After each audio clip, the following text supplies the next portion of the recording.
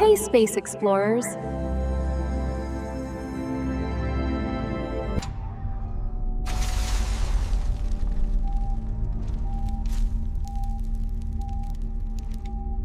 The darkness was absolute. Only the blinking red emergency light pulsed through the cockpit like a dying heartbeat. Commander Elara Voss floated in the crammed capsule, her gloved hand trembling as it reached for the manual override. The screen in front of her flickered, static, fragments of words, and then silence. Earth was gone from view. She had been orbiting Titan Station when the explosion tore through the docking bay. 1 second, her crew's laughter filled the comms. The next, nothing but alarms and the sound of her own ragged breathing. "Commander Voss, this is Commander Voss. Do you read me?" Only the hum of failing systems answered. The capsule drifted in a slow, silent spiral. Through the viewport, she could see the fractured remains of the station glinting in the sunlight, like shards of a broken promise. Her oxygen meter blinked. 37% remaining. Elara closed her eyes and tried to focus. Training told her to conserve air, to stay calm, but the human heart doesn't follow protocol when it's alone among the stars. She turned to the small photo taped beside the control panel. A boy, smiling, gap-toothed, holding a toy rocket. "Fly safe, Mama." Her throat tightened. She had promised him she'd be home for his birthday.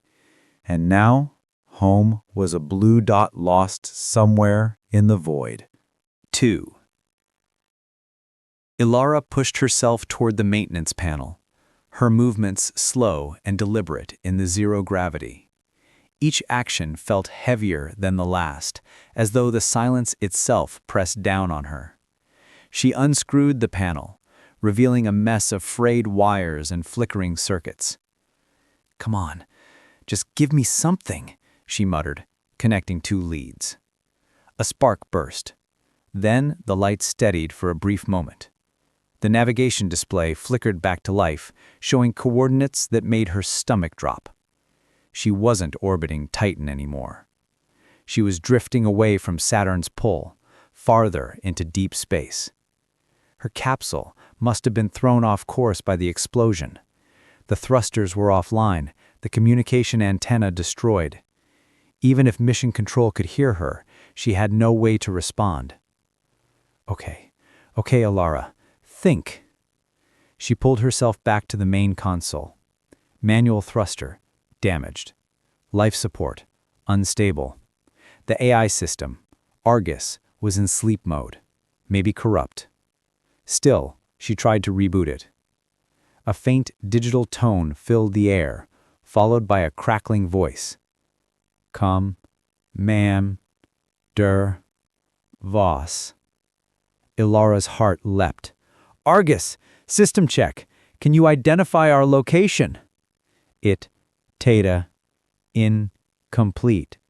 Primary sensors, offline. Trajectory, unknown. She slammed her fist against the console, sending her tools drifting. Unknown. Of all the words in the universe, that one scared her the most. Then the viewport darkened. She turned and froze. Something was moving out there. Far in the distance, a faint light pulsed, steady, deliberate, rhythmic. Not a star, not debris. It was too intentional. Her breath hitched as she whispered, "Is someone signaling me?" The capsule's proximity alarm beeped weakly, barely audible under the hum of the failing systems. The light blinked again, closer this time. Ilara's heartbeat echoed through the cabin. Her oxygen meter ticked down to 31%. If it wasn't human, what else could it be? 3. Elara pressed her helmet against the viewport, trying to focus through the frost forming along the glass. The light outside pulsed again, closer now, almost as if responding to her movement. "Argus," she whispered, her voice barely audible. "Analyze external object, bearing 017. N. Sensors impaired. Visual contact only. Warning. Unknown radiation signature detected. Radiation. That should have made her back away. But she didn't. Something deep inside, curiosity, desperation, maybe madness, pulled her closer. She engaged the emergency maneuvering thrusters. They sputtered, coughed, then finally spat a thin stream of gas. The capsule shifted direction, drifting toward the light. It wasn't far now, maybe a few 100 meters. As she approached, the glow resolved into something impossible. It wasn't a ship, not debris. It was a sphere, metallic, smooth, and perfectly still. No markings, no seams, no sign of propulsion. Just a cold, silver surface reflecting her capsule like a mirror, suspended in the void. Her pulse quickened. It's beautiful. The light began to change, flickering faster now, patterns forming in the rhythm. Morse code? No, it was too complex, too fluid. It was like it was thinking. Argus, record this pattern. Compare to known communication protocols. Pattern does not match any known database. Elara reached out instinctively, placing her gloved hand on the glass, inches from the reflection of that perfect sphere.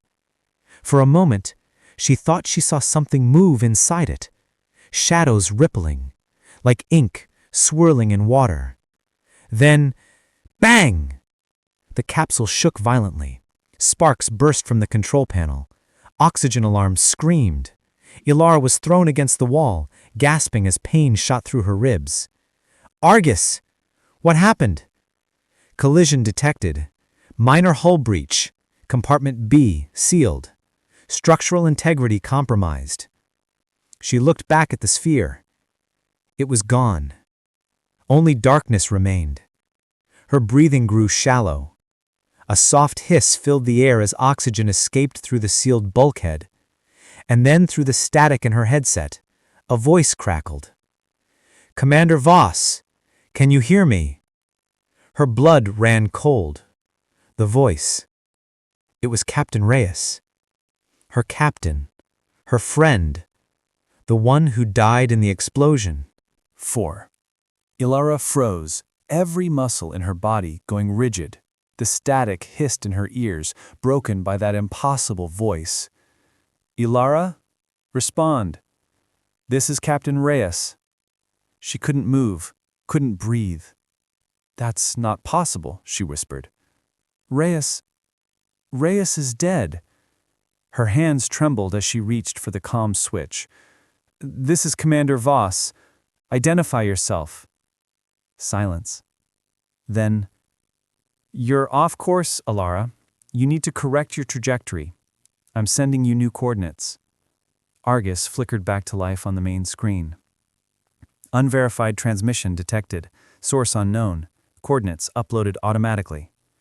A new vector appeared, glowing faintly, pointing toward a dark region of space where no signal should have reached her. Her heart pounded. Argus, confirm voice origin. Origin, indeterminate. Transmission contains vocal match, 98.7% identical to Captain Reyes. Elara's eyes stung. 98.7%. Almost perfect. Almost. She stared at the navigation display. Following that signal might mean survival, or it could mean the end. And yet, in that moment, she wanted to believe it. She rerouted the minimal power to the thrusters. The capsule shuddered as the engines struggled to obey. Slowly, she began to drift toward the coordinates. Outside, the stars seemed to stretch, like the universe itself was bending. The faint hum of the engines deepened into something lower, stranger. Elara? The voice came again, softer now, closer. Do you remember what I told you before the launch? That space listens. It just doesn't always answer. Her breath caught. Reyes had said that, the night before their mission, over weak coffee and exhausted laughter. How could something, anything out here, know that? The capsule's lights dimmed. Temperature dropped. Frost began to creep along the edges of her visor. Then from the corner of her eye, movement. A reflection on the control panel. Someone standing behind her. Elara spun, heart in her throat, and saw nothing. Only the empty cabin bathed in red emergency light. She turned back toward the viewport. There, just beyond the glass, hung the sphere again, closer now. Its mirrored surface shimmered, and this time her reflection wasn't her own. It was Reyes, staring back at her. Elara's pulse thundered in her ears. She leaned closer to the viewport, eyes wide, breath fogging the glass. "Reyes," she whispered. The reflection's lips moved, but not in sync with hers. The voice that filled the cabin came a heartbeat late, deeper, almost layered, like two frequencies speaking through one mouth. "You shouldn't have followed, Elara." Her skin crawled. She pushed away from the viewport, floating backward until she hit the opposite wall. The photo of her son drifted past her face, caught in the slow, airless current. "Argus, what is that thing outside?" "Analyzing. No known composition. Energy readings, fluctuating. Warning, proximity increasing." Elara's breath quickened. "Then move us, now!" She slammed her hand on the manual thruster control. The engines roared weakly, sputtering against the void. But the capsule didn't move. It was as if something was holding it in place. The sphere was now so close, it filled the viewport. Smooth, silver, endless. The reflection of Reyes stared back, expression unreadable. Then the surface rippled. For a fraction of a second, Elara saw flashes, images flickering in the metal skin like dreams bleeding through reality. Her son's face, the Titan station burning, Reyes reaching out a hand, then vanishing into fire, and finally herself, floating alone in the dark, but watching from somewhere outside her body. "We heard you," the voices said, not Reyes' time, but many voices, overlapping, each one slightly different. "You called into the void, and the void called back." Elara's lungs burned. "What are you?" "A reflection," the voices said, "of what's left behind when you look too long into silence." The lights flickered again. Argus's systems beeped erratically, then went quiet. "Commander," the AI's fading voice stuttered. "Unknown entity breaching." The sound cut. Total silence. Then, from the sphere's surface, something began to emerge. It wasn't mechanical. It wasn't solid. It was like liquid light twisting into shape, stretching, reforming, until it looked almost human. Almost like her. Elara's eyes filled with tears. "No, no, that's not me." The thing's eyes opened, perfectly matching hers. It smiled faintly, as if pitying her. "You wanted to be found. Now you are." The capsule groaned, metal bending as if under pressure from every direction. The walls began to glow faintly, responding to the sphere's light. Elara screamed, slamming at the emergency controls, but nothing responded. Every button, every system, dead. Then, as the light consumed the capsule, she heard a single clear tone through the chaos. A child's voice, soft, familiar. "Mama, come home." Elara froze. "Eli!" The sphere flared white, and everything vanished. But this time, it wasn't cold. Elara floated, not in a capsule, not in a body, but somewhere between. Shapes moved through the black, soft currents of light, drifting like living constellations. Each one whispered fragments of sound, voices, memories, her own name, her son's laughter, the hum of Titan Station, all of it overlapping in a quiet, infinite chorus. "Elara, you crossed the threshold. Not many do," one voice murmured, close and warm. She turned toward it, or thought she did. Movement here felt like thinking instead of moving. A form emerged from the haze, Reyes again, or the echo of him, but his eyes were not human anymore. They burned with slow, ancient light. "What threshold?" she asked. "Between silence and memory," he said, "between what observes and what is." Elara frowned. "You're not Reyes." The figure smiled faintly. "No, but he's part of me now, as are you." She looked down at her hands. They were transparent, starlight running through veins of nothing. "Am I dead?" she asked. "That depends on what you mean by alive," the voice said, moving closer. "You left the body behind, but what you are remains." The light currents around her began to shift, pulsing, responding to her thoughts. They rippled whenever she remembered something, glowing with each emotion. A memory of Elara laughing on the beach. A memory of Reyes adjusting the navigation array. A memory of the station's last alarm. And the lights listened. "You see," the voice said gently, "the universe remembers everything. It doesn't lose what it touches. It reshapes it." Elara reached toward one of the streams, and the moment her hand touched it, she saw Earth. Not as she knew it, but as a dream of it. Blue and green and trembling with motion. People moving like sparks across the surface. She saw her son, older, standing beneath the night sky, staring up, holding a small radio transmitter in his hands. "Mama, if you can hear me," he's whispered through the dark, "I'll find you." The current around her shivered. Reyes, or whatever wore his face, tilted his head. "He remembers you. That's why you're still awake." Elara felt tears that weren't tears burn through her. "Can I reach him?" "Perhaps," the being said. "But if you do, you'll pull him toward you, and that means pulling him here." She looked at the light that was her hand, at the endless black singing softly around her. If she called back, she might draw him into the same current, the place between life and whatever this was. If she stayed silent, he would live, but he'd never know she'd hurt him. She closed her eyes. The universe pulsed, waiting for her choice. 7. Elara drifted in the stillness, her thoughts echoing louder than sound ever could. The current pulsed around her, lights folding into spirals, gentle, patient. Her son's voice lingered, soft, hopeful, fragile. "Mama, if you can hear me." Each time he said it, the current trembled as if the whole void leaned closer to listen. Elara turned to the figure that had once worn Reyes' face. "If I stay silent, he lives. If I answer, he comes here, doesn't he?" "Yes." The word hung in the dark, simple and absolute. "But," the voice added, "you don't vanish either way. You can choose what remains of you. A whisper, a shadow, a signal." A signal. That word struck her like gravity.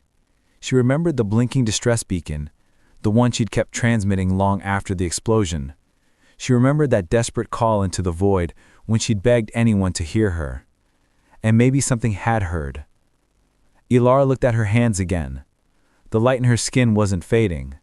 It was spreading outward into fine filaments, tracing new constellations around her. Argus once said, "Data never really dies. It just changes form." The being smiled, almost proudly. "Then you understand." She took a long, silent breath she didn't need, and with it came a decision. "I won't call him, but I'll leave something for him to find." The current brightened. The lights rippled, responding to her will. She pressed her palms together, and between them a tiny sphere of light formed, no larger than a heartbeat. It shimmered, humming faintly with warmth and memory. Inside it flickered a voice, her own, gentle, calm. "Eli, look up. I'm still in the sky. Don't follow, just remember." She released the sphere, and it drifted upward, slow and steady, drawn toward the fabric of stars. It grew smaller and smaller until it vanished, a particle of light returning home. The being beside her watched in silence. He'll hear it. One night when the air is still, he'll think it's a dream. Elara smiled faintly. "That's enough." The current shifted again, its flow gathering speed. The light around her deepened from silver to gold, the hum growing low and vast like the heartbeat of the universe itself. "What happens now?" she asked. "Now," the being said, his voice dissolving into the glow, "you join the pattern." Elara felt her thoughts begin to stretch, her sense of self softening, not disappearing, but widening, diffusing into the endless lattice of light and sound. Every star she had ever seen, every voice that had ever called into the dark. She was becoming part of it, the quiet intelligence that waited beyond fear, beyond silence. And somewhere, on a small blue planet, spinning far below, a boy looked up at the night sky. His radio crackled once, faintly, and he smiled without knowing why. The universe breathed in, and Elara Voss breathed out, into forever. The story doesn't end, it just keeps orbiting. 8. The light around Elara continued to stretch, spiral, and pulse, weaving her consciousness into the fabric of the cosmos. She was no longer bound by time, or by a body, or by the fear of suffocation or isolation. She was awareness itself, and yet she remembered. She could feel the tug of distant planets, the heartbeat of stars, the subtle currents between galaxies. Each memory of Titan Station, of Reyes, of Eli, of Earth itself rippled through her like vibrations on a vast cosmic harp. And then she felt it. A faint pull, gentle, almost imperceptible. A presence, not threatening, not invasive, just curious. Elara, the many-voiced consciousness whispered, carried through the currents of light and time. You are ready to see what listens. She turned her awareness toward the signal. It wasn't a ship or a being, or even a place. It was everything, the lattice of existence, the deep network of thought and memory that stretched between stars, pulsing silently beneath reality. She realized, suddenly, that the void had never been empty. It had always been alive. It had always heard. Elara reached out with her expanded perception, and the currents shimmered in response. She could see other consciousnesses, far away, drifting alone, sending their thoughts like tiny flares into the dark. Some were lost, some were reaching, some were already woven into the pattern. I can hear them all, she whispered, wonder threading her voice. All of them, all of us. The many-voiced presence hummed approval. Yes, and soon you will guide them. You will be the echo they find when they are alone. You will become part of what answers when the universe listens. Elara felt a flicker of warmth, not physical, but profound. Somewhere far below, on that small blue planet, she could feel Eli's laughter. It was a thread connecting her past to her present, her son to the vastness. I won't leave him behind, she said, but I can be everywhere else too. The light swelled around her, folding her essence into a spiraling pattern that expanded faster than she could follow. She felt herself stretch across distances unthinkable, into places where stars were born, into black holes, into whispers of existence that had no name. And yet, in the midst of this infinite expansion, she remained herself. She had become a bridge, a beacon, a memory woven into the cosmos, able to hear the lonely, to guide the lost, to whisper hope into the endless night. And on that distant planet, a boy lay on the grass, staring up at the sky, a tiny radio clasped in his hands. He heard a soft pulse, almost imperceptible, writing the static. A voice, familiar, gentle, full of warmth, whispered through the stars. I am here, Eli. Always. Look up, and you'll find me. The stars flickered once more, and somewhere far beyond time, Commander Elara Voss smiled. The universe listened. and she had become the answer. 9. Elara's light pulsed one last time. The currents of the universe embraced her fully, folding her consciousness into the vast, infinite web of stars, planets, and drifting thoughts. She was no longer a single being, nor a single memory. She was everywhere and nowhere, a whisper in the dark, a signal to the lost, a quiet heartbeat that spanned galaxies.